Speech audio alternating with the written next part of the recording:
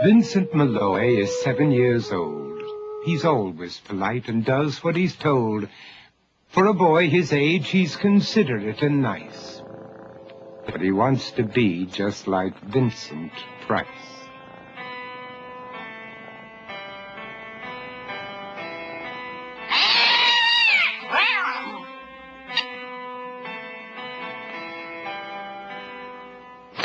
He doesn't mind living with his sister, dog, and cats, though he'd rather share a home with spiders and bats.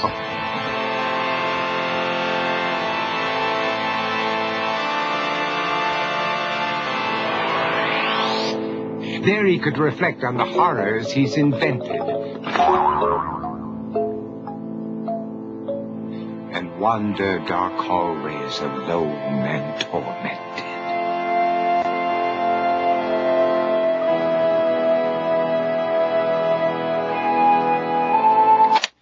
Vincent is nice when his aunt comes to see him, but imagines dipping her in wax for his wax museum.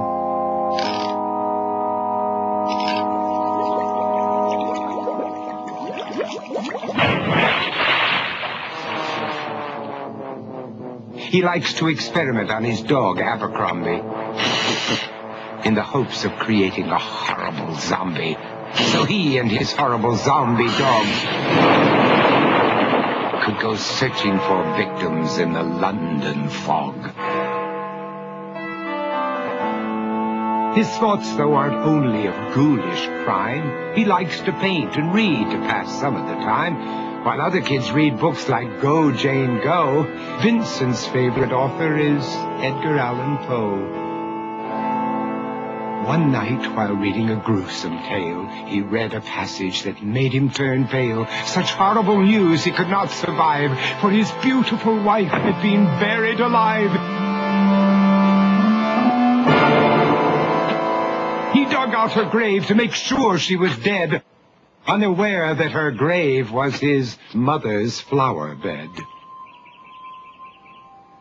His mother sent Vincent off to his room.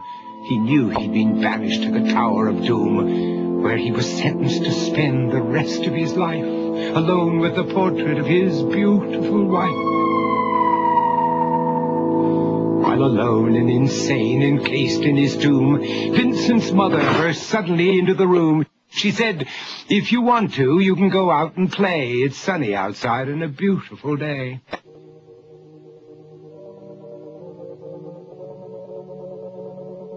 Vincent tried to talk, but he just couldn't speak.